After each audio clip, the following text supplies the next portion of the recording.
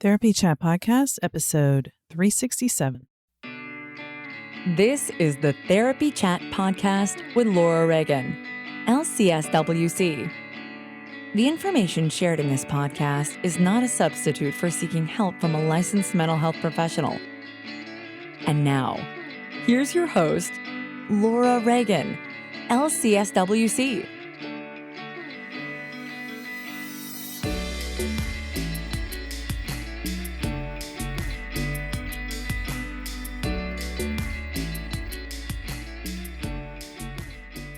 This week's episode is sponsored by Therapy Notes, the #1 rated electronic health record system available today. With live telephone support 7 days a week, it's clear why Therapy Notes is rated 4.9 out of 5 stars on Trustpilot and has a 5-star rating on Google. Therapy Notes makes billing, scheduling, note-taking, and telehealth incredibly easy. And now, for all you prescribers out there, Therapy Notes is proudly introducing ePrescribe. Use coupon code CHAT or click the link in the show notes to get 2 free months at therapynotes.com.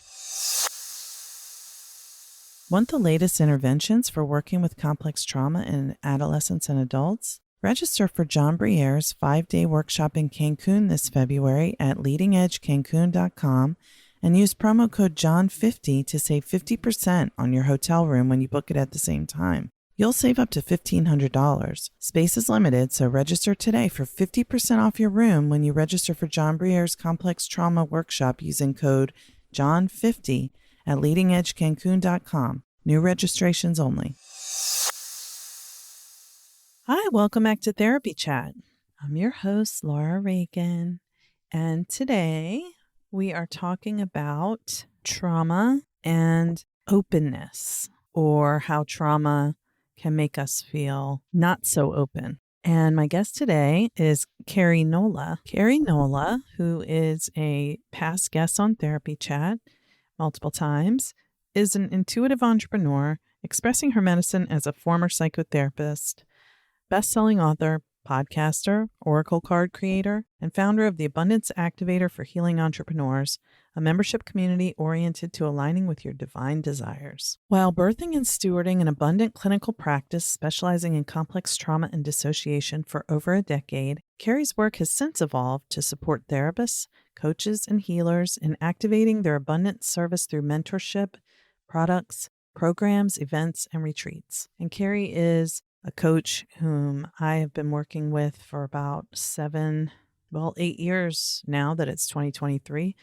And in our conversation today, you're going to hear Keri and I discussing how trauma can impact our relationship to receiving. Keri talks about how when we are emotionally, somatically, and energetically closed off because of traumatic experiences and experiences where our needs were not met, it affects our ability to receive fully, and we don't feel empowered. And, I really can relate to this because I've recently been, if you get my email newsletter, you know this. I have been talking about my relationship to receiving recently because it's something that I've been working on for a long time.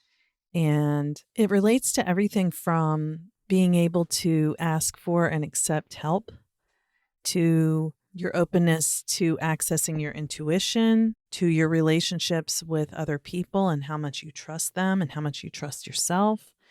If you're contracted, you're kind of small and constricted and tight and rigid, and there's a lot of need for control. And when you're open and expansive, you have the perspective that you can see an infinite number of possibilities. It's interesting how when you don't know how you're closing yourself off, but then when you try showing up a different way, energetically, people respond to you differently. I've experienced this myself many, many, many times. It's like I want something to happen, so I go for it in a way that has a lot of force in the energy. Like, I'm gonna make this happen now. And I'm not met in the way that I hope. But if I take a slower, more measured approach, kind of not moving from a space of force, but more of an openness, the other person tends to respond to me differently. It kind of reminds me of with animals or what you see in nature, that there's a difference between chasing someone and running.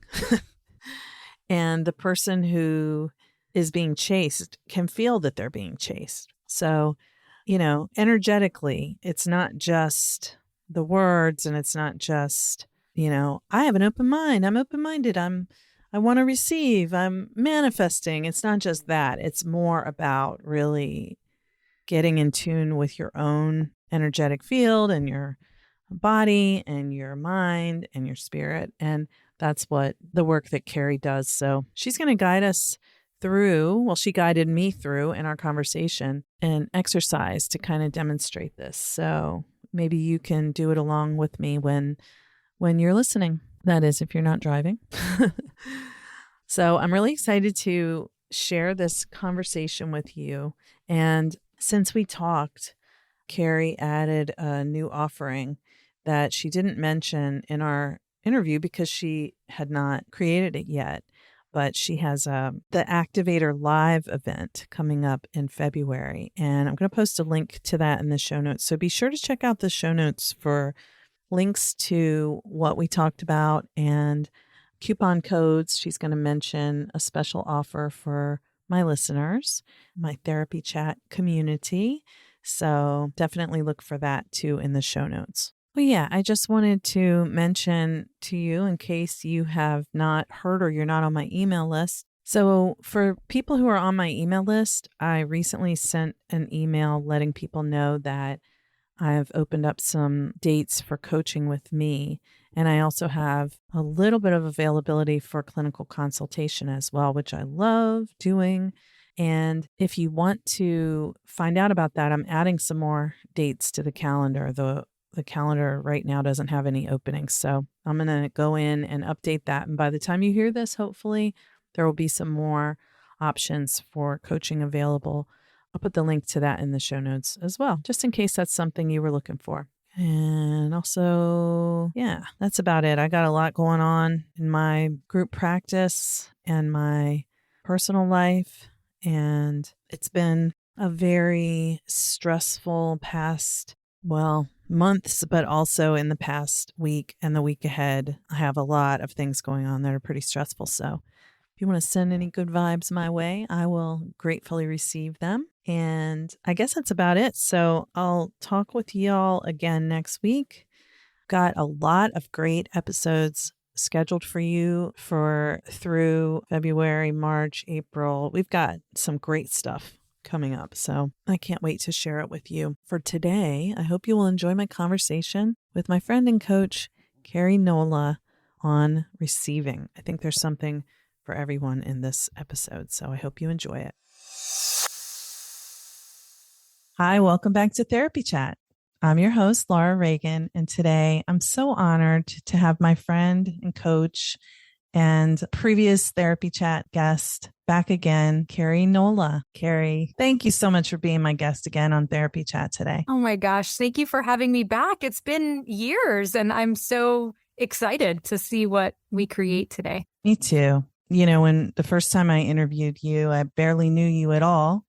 I was just beginning to get to know you, and I think went to the first retreat I attended of yours later that year, and since then I've been doing coaching and retreats where you coach me, not co-leading them, but me attending, and it's been so deeply meaningful for me in my life and my personal and professional growth. So I'm so grateful to you in so many ways. Oh, thank you. We're already starting with the heart feels.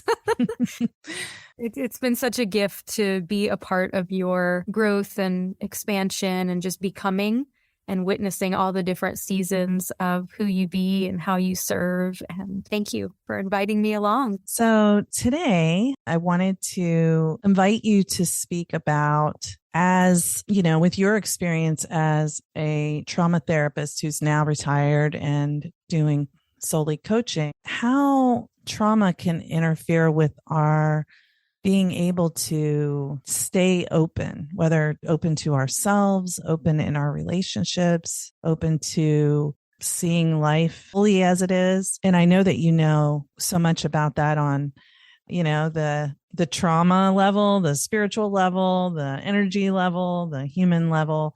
So I'm really eager to talk about that. But before we get into it, let's just start off with you telling our audience, for anybody who's not familiar with you, a little more about who you are and what you do.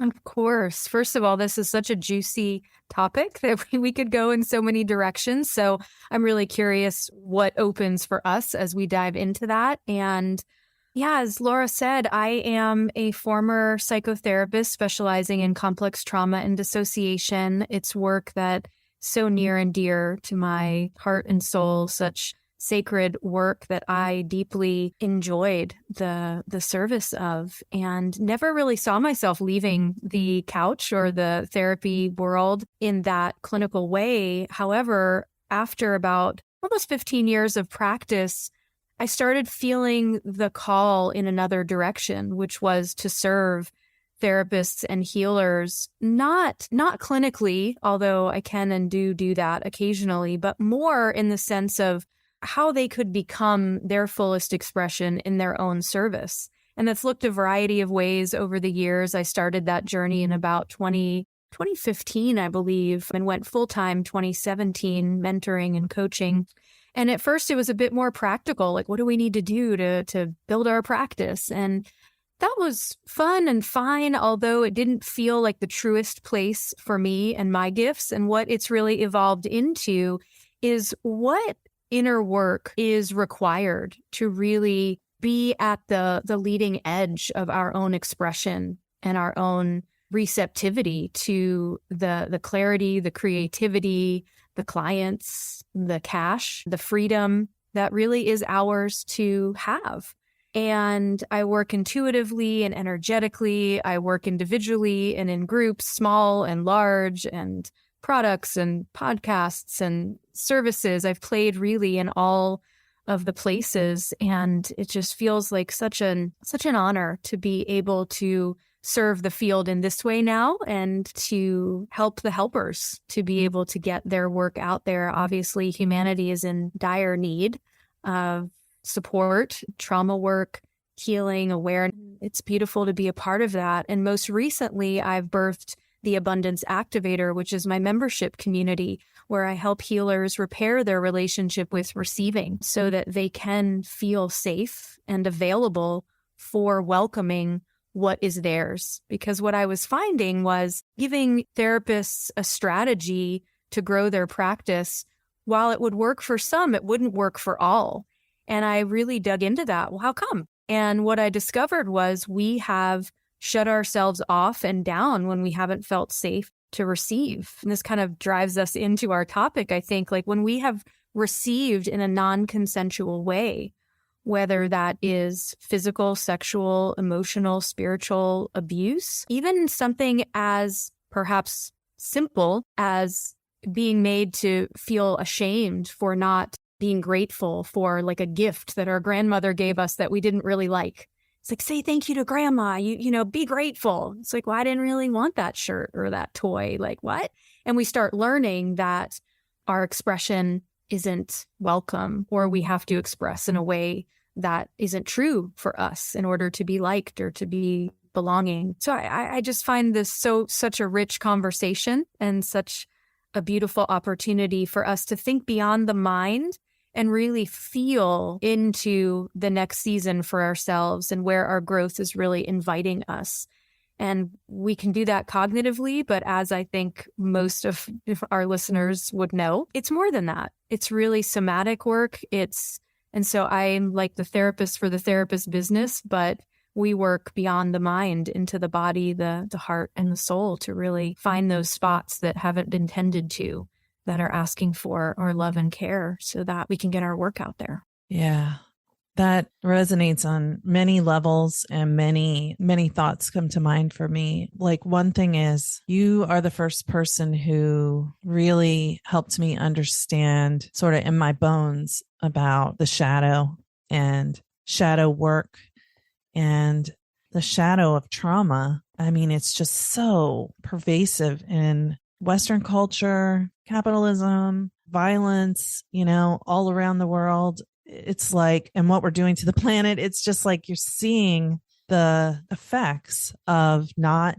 addressing all of this unresolved trauma and pain ancestrally and in our present time. So, and I think when we talk about like cognitive strategies for healing trauma or cognitive strategies for growing a business or cognitive strategies for coping with anything, you do need to learn some nuts and bolts things in order to be able to build anything. But, if you don't know what's there, you can't really work with it, right? So if you can't find a way to get out of just your cognitive mind and you're thinking, oh, well, I think it's because this, and oh, it's probably, maybe because I grew up without enough resources, or maybe our family was poor, so I have a limitation on how I can envision myself receiving, financial abundance, because I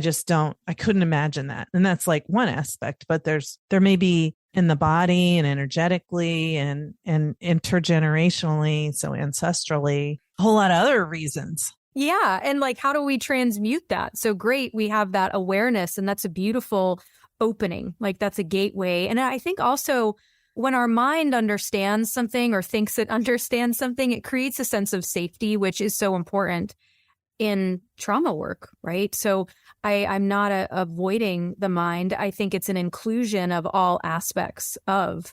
And then we have to relax that story and come into the embodied experience of whatever the wound is, so we can really get to the root of it and unwind it. Otherwise, we see things like the feast and famine cycle, where we open for a moment and all of this floods in, but then we shut down again and we go into that famine. And that's really common. Like, and a lot of therapists that work with me feel confused by, but my practice was so big. Maybe it's because it's the summer. Maybe it's just a bad moment. Maybe it's a season. Well, it could be, but some people's practices don't have that happen in this season. Some people's practices continue to thrive during the holidays or continue to thrive over the summer. So it could be that, but it could also be another cycle that is trying to be understood and transmuted so that you can have a different relationship with receiving year round, as opposed to feeling limited in when that's available. Just for anyone who's not really as familiar with energy work, can you say what it means when you use that word transmute? Yeah, it's like changing something from one form to another, right? So we're taking something that's stuck and we're relaxing it, releasing it, unwinding it, opening it. And we can try to manhandle that and have it be a very efforting uphill climb, which sometimes healing absolutely is. It can be intense, but we can also find spaces that are already open, that are already available. And I find when we work with the body, for example, if we just meet a sensation and we breathe with it, maybe make physical contact with it with our hands, it can start to relax and release. And that release can be shared with other spaces. And then it's like a wave of opening that can naturally unwind, as opposed to us having to think our way through it all and kind of drive ourselves nutty. Just, is it this? Is it that? Is it the other thing? A lot of that is a distraction from feeling the pain, the sadness, the longing, the grief of perhaps an unmet need. And usually what we settle for receiving is related to either our family's capacity for what they've allowed themselves to receive. Like, that's what we think is possible. That's why I love doing this work in group spaces,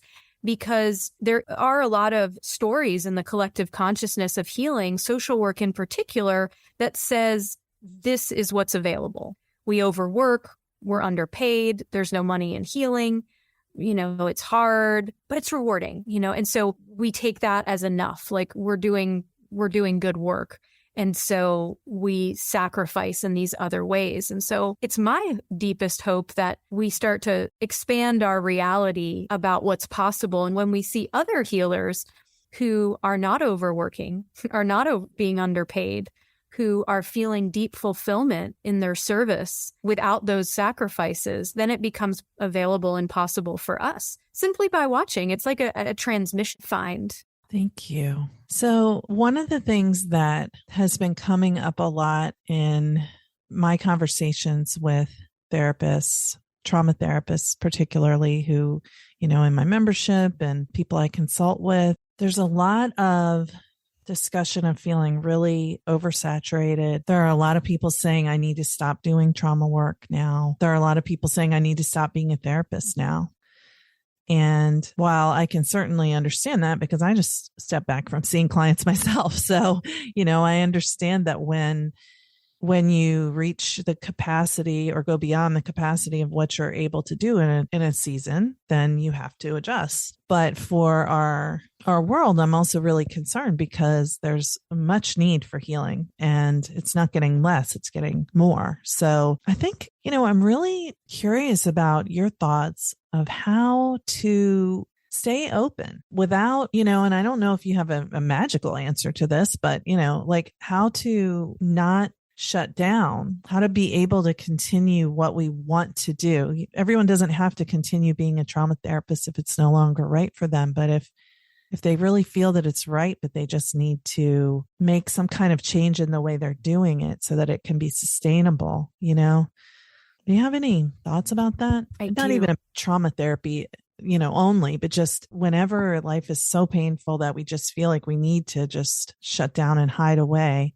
I do have a lot of thoughts about this. And I think I'll just start with saying the easiest answer is to practice. And then there's a lot of complexity to that, right? Because one, we have to know when we're shutting down. We have to be able to discern the difference from, am I meant to, I'll speak to the trauma therapist lens in particular, like, am I meant to stop practicing or to evolve or shift or transition the way that I'm practicing? Is that the call for my soul, for my life, for my mission?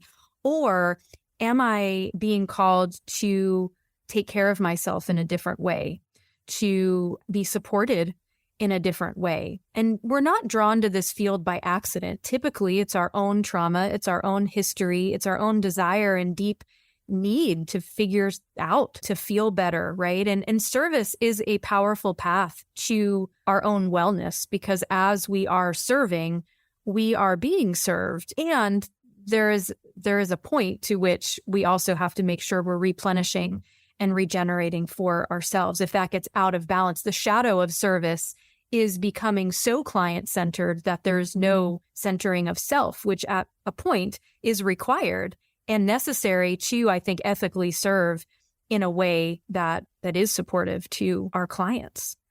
So the first thing I want to say about practicing this is, how do you know when you are closed or when you are shutting down? Yeah. What are the signs and symptoms of that, right? And I'd be curious how you know that, Laura, and I'd like to speak to, my body really lets me know, like I get tight and tense, and I also get there's like a rigidity to my thought patterns. Like I get like, I have to do this and I can't do that, and it's going to be like this. And I get like very robotic and like narrow focused, and it's exhausting just talking about it. And so I start to just pay attention to, that. And I also start kind of moving forward with a vengeance. It's like this very penetrating, forceful, controlling forward movement. Whereas when I'm open to life, there's a neutralness, there's an equanimity. Like I am not moving forward or back. I'm like listening to life and moving with the invitation to move forward or to step back. And you can even hear my voice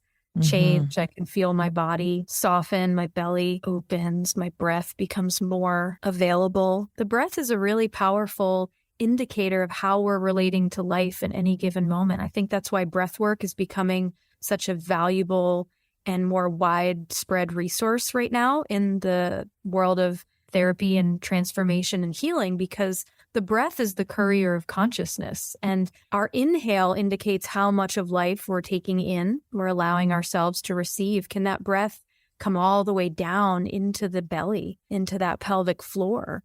Or is it stopping in the throat, the upper chest, the belly? And this isn't to shame or make ourselves wrong. It's truly just information, right? And this changes from moment to moment. Like in the morning, I could be wide open and available. And then something happens. I get a phone call. I see a text. I look at my schedule. I hear a sound, right? And then my body. So we have to be in constant relationship with our body. And our exhale is indicative of how much we're allowing ourselves to release. Can we fully release and allow to be recycled that which is complete? And having a practice of that inhalation and exhalation as simply as just bringing our own attention or awareness to it, or engaging in breathwork practice, a guided practice or a self-practice, is really so valuable to just get present to how receptive we are in a moment and how relaxed and releasing we're able to be. What are we holding on to? What are we letting go of?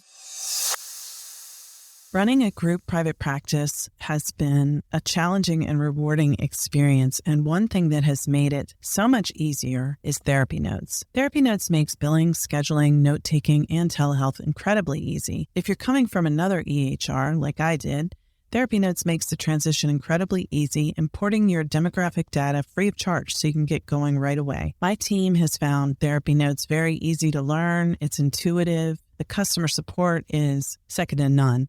And that's one of the things that has kept me a Therapy Notes customer for several years now. Anytime I've needed to contact Therapy Notes for help with an issue I couldn't figure out on my own, I've been able to get through to someone and resolve the issue within 15 minutes, 99% of the time. Find out what more than 100,000 mental health professionals already know. Try Therapy Notes for 2 months, absolutely free. Just click on the link in the show notes or enter the promo code CHAT at therapynotes.com.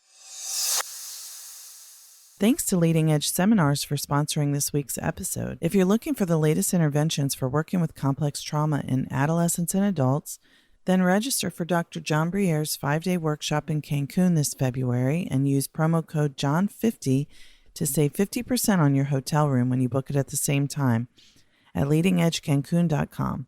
You'll save up to $1,500. At this unique learning and vacation experience, you'll train in the morning, then have afternoons for fun at an all-inclusive luxury resort on the beach. Spots are filling up, so visit leadingedgecancun.com and save 50% on your hotel room when you register for John's Complex Trauma Workshop at the same time using code JOHN50. New registrations only.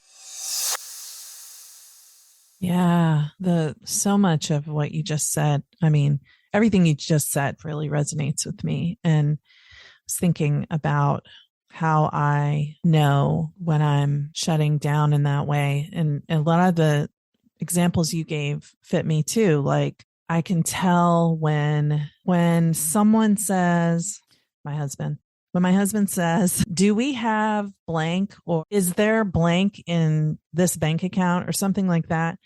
When I'm in that really overwhelmed space, I'm like, I can't take another request. Everyone wants something from me. I feel hyper responsible and exhausted, depleted. Like, why am I the one that has to answer all these questions? And with him, I'll be like, I don't know. You can look, which isn't my normal. I might be like, I don't have time to look right now, but I haven't checked lately or whatever. But I also, with my schedule, will look at my schedule and be like, I can't do anything for myself because I have to do all these things for these people. And it's like, usually, I make my own schedule. I've been self-employed for 9 years. So it's like these people that I have to do these things for, they're things that I put on my schedule because I wanted to. But if I'm feeling overburdened like that, I feel like I'm giving and not receiving, even though I'm not conscious of it until I notice myself having those kinds of thoughts. Absolutely. And the other piece is like, we can have awareness of this, but awareness alone doesn't tend to transmute the pattern, right? Sometimes, it definitely unwinds it and begins that unwinding, but that's why I called it a practice at the beginning, right? It's like, do we have people in our lives who can reflect us back to, how open are you feeling right now? What do you need right now to take care of yourself? And can we become that person for ourselves in our own life? Can we take responsibility for that as opposed to feeling like we're at the whim of all these external things? But that's a growth process and it takes time. And again, that's why I think consciously curating the spaces that you're in, the people that you spend time with, there's a lot of scarcity consciousness, which is a fear response. There's not enough, there's lack. I don't have enough time. I don't have enough money. I don't have enough clients. I don't have enough ideas. I don't have enough energy. It's like, oh, and then we just kind of whittle down to nothing. And that's a painful place to be. That's a closed place. So the open place is, here's another way to open, being with what's true in the moment. And also being mature enough to differentiate little t truths. I know in the trauma world or the EMDR world, little t traumas and big T traumas, but I want to introduce you to little t truths and big T truth. Right? The little t truth is like those parts of us that something is very true for.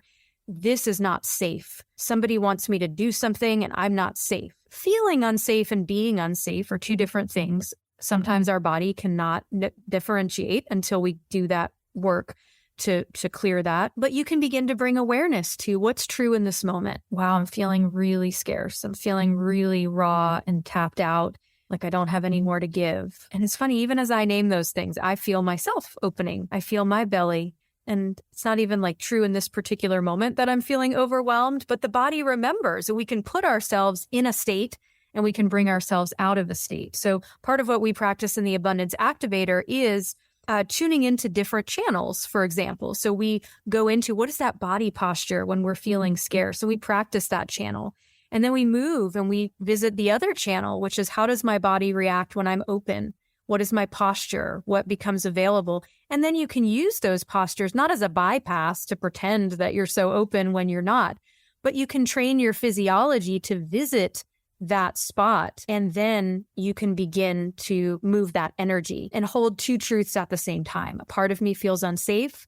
A part of me knows that there's a boundary that needs to be set here so that I can take better care of myself. Okay. Just notice those two things. So there's an openness when we are willing to be with what's true and to discern the different levels and layers of truth so that we're not letting a small part of us drive the bus of our life or our business, but we're also not trying to lock them up in the trunk, pretending like we feel great, powering forward, fucking fear, ninja moves, right? I think that's kind of that popular masculine consciousness. And there's a time and a place to power up and move forward. But I think a lot of times it's really self-abusive. It's avoiding and neglecting aspects of ourselves that are tender, that need our attention. We don't want to wallow and collude with that 24/7, but we also can't ignore it if we want to move forward. We need all parts of us on the bus. We just need to be aware of who's driving. Yeah. And that what you said about body postures and not trying to fake or bypass into that body posture just makes me think about how we have these patterned ways of holding our bodies that come from early experiences and how our nervous systems and our whole musculoskeletal systems develop and around experiences of safety, fear, threat, connection, attachment, attunement, etc. And so it's not about if I stand like this, then I won't be scared. But it's if you have a habitual pattern of holding your body a certain way that corresponds with a fear response, then that way that you just naturally stand is like that circuit's engaged. And if you learn a different way to carry yourself, it engages a different circuit, right? Yeah. And let's even practice this with the listeners right now. How about? Because I think us talking about it does one thing, like helps our mind get it, but let's take our body into it.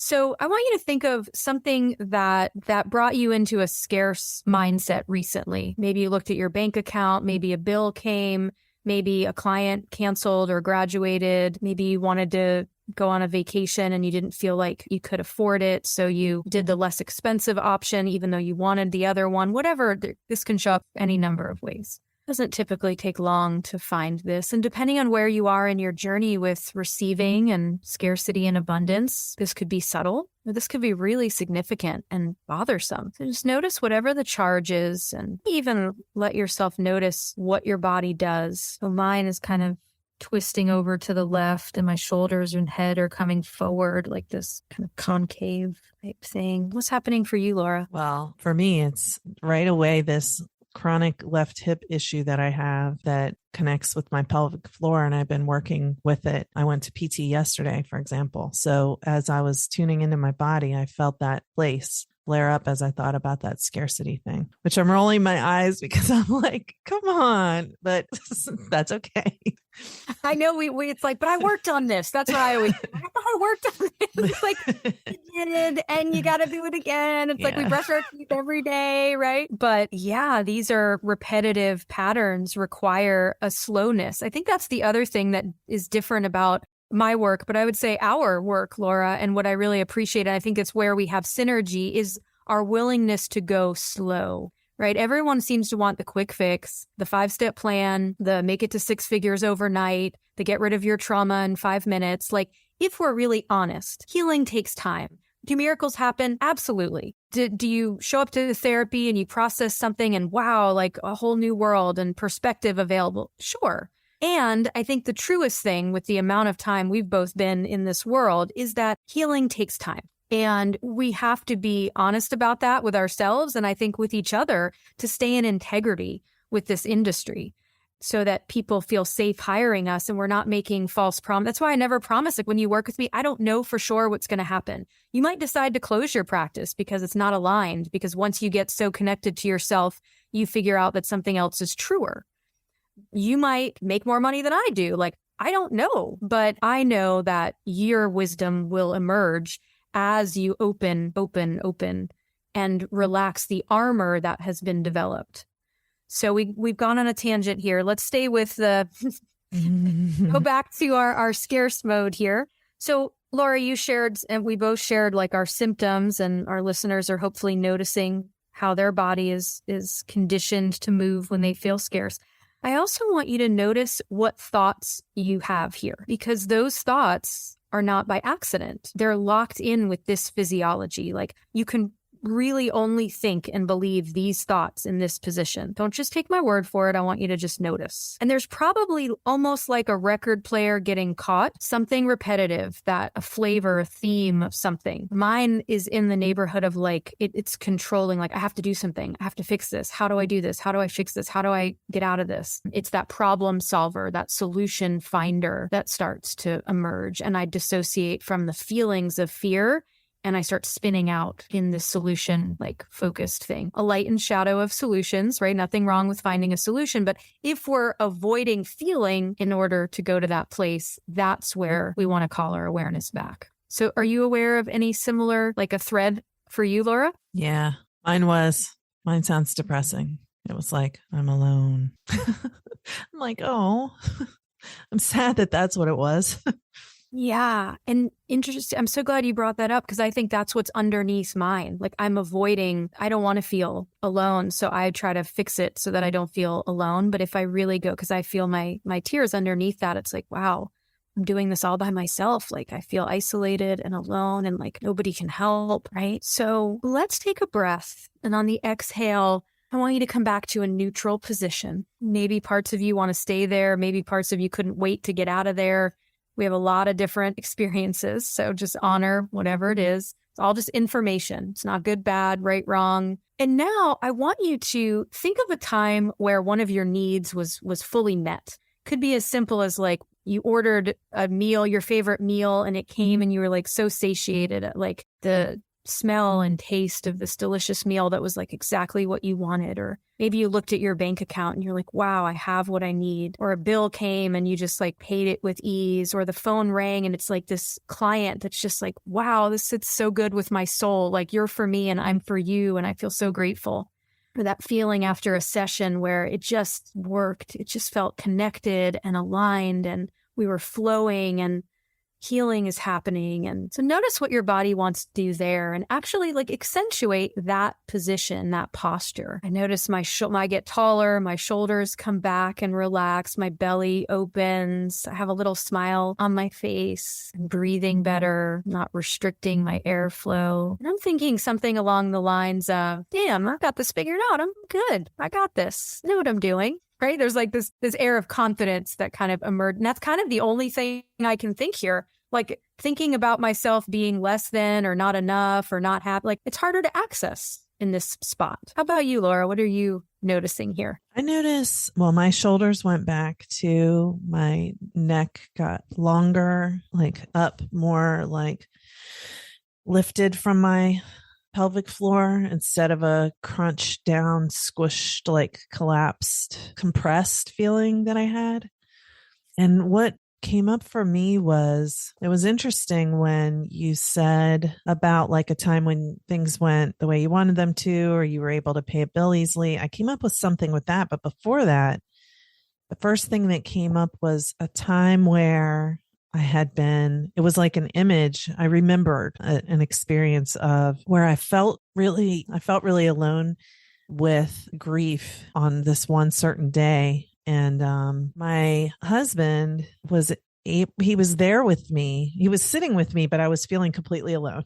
So we were sitting right next to each other, but I felt as if I was totally alone with what I was feeling and that I couldn't share it. And then I just decided to try turning toward him and letting him know. And he was really able to meet me right there and just held me in his arms. And I knew I wasn't alone. And it was like literally it was almost as if I was repairing that thought of, or that experience of feeling alone with this very, very deep, painful, felt way too big for me type of feeling. And then, I was able to actually move through releasing not that the, situation that was sad went away, but that sense of aloneness with my feelings. I realized that that's not true. And that's a beautiful example. Like I was talking about, the little T truth was I'm alone. I have to carry this burden by myself. And then in connection, and that can happen in connection with self or in connection with other, we can start to access the higher truth. And so I love that for you. And as you named that, rewiring. And yeah, I was witnessing your face because we're video to video right now. And there was like a smile, there was like life in your body. It kind of felt like it came back. Mm-hmm. Like it's something so simple on the one hand, but so profound. And I'm fascinated that we don't think we get that this is required for healing, but then when we're trying to grow our businesses, like we forget. We think that we can muscle through that and we get to avoid all of this. We forget the vulnerability of humaning, and our trauma also comes with us as we are entrepreneuring. And it's really not that different, right? But a lot of the programs and offerings that I see are not trauma informed, right? They're having us try to build our business separate from our humanity. And they might talk about authenticity or they might talk about vulnerability, but those are embodied ways of living and being. Like talking about them isn't it. It's being that. So that's what for me is so exciting about these practices, is that you get to bring them, carry them through all aspects, like who you be as a therapist, who you be as a business owner, who you be as a human. Like similar things are going to be asked of you in all of those places. Your level of openness, your level of self-compassion, your level of compassion for other is going to be asked of you throughout. And you don't get to bypass those things and hustle to build a business and have it be sustainable or fulfilling. It might trick you for a moment, but that's the toxic mimic of the actual thing that we desire, which is fulfillment and rich, like connection to self and to what we're here to actually create and burst into the world. I always love talking with you. Our conversations are so real and so deep, and I'm really, really grateful. Same. Me too. Mm-hmm. Thank you for going here with me. I'm really picky about where I share my medicine because I want it to be shared in places that are digestible and that will be received. And I feel beautifully received and seen and understood by you and by your community when I've played with them before. So thank you for letting me co-create this with you or everyone who will listen. Thank you. So will you tell everyone where they can find all of these wonderful things that you're doing? Absolutely. I would love to invite everyone to connect with me at theabundanceactivator.com. That's really where I'm spending the most time, the most energy. It's what's most alive right now. And it really is what we spoke to. It's the place where I'm doing community healing around repairing our relationship to receiving. And on a monthly basis, we gather and we create intentional time and space to engage in these practices. And I teach different rituals and I guide healing practices. And it's not something that we learned in the mind. It's something that we experience and we make time and space for in our life. And so that's, theabundanceactivator.com is where all that magic is happening. And would love to have you there. KeriNola.com is where some other stuff lives. And Laura, where should we talk about our partnership? So Therapy Chat members. So doors open and close for the Abundance Activators throughout the year in terms of when it's available for new enrollment. But if you go to theabundanceactivator.com and use the coupon code Therapy Chat, I will be offering something special for listeners to be able to join us at a special abundance frequency as a thank you for Laura and to just really celebrate your devotion to learning and growing. And Thank you, Keri. I know some of my community members from Trauma Therapist Network have already joined Abundance Activator and told me how much they love it, how wonderful it is. So I'm grateful that Therapy Chat listeners can get a special gift with that as well of some sort. So thank you again for being here today. You're welcome. Thank you for having me. Thank you to Therapy Notes for sponsoring this week's episode. I do love Therapy Notes. It's such an asset to my business and makes my job as a practice owner and a therapist much easier. Try it today with no strings attached and see why everyone is switching to Therapy Notes, now featuring ePrescribe. Use coupon code CHAT or click the link in the show notes to get 2 free months at therapynotes.com. Want the latest interventions for working with complex trauma in adolescents and adults? Register for John Briere's 5-day workshop in Cancun this February at leadingedgecancun.com and use promo code JOHN50 to save 50% on your hotel room when you book it at the same time. You'll save up to $1,500. Space is limited, so register today for 50% off your room when you register for John Briere's complex trauma workshop using code JOHN50 at leadingedgecancun.com. New registrations only.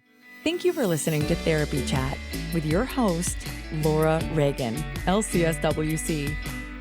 For more information, please visit therapychatpodcast.com.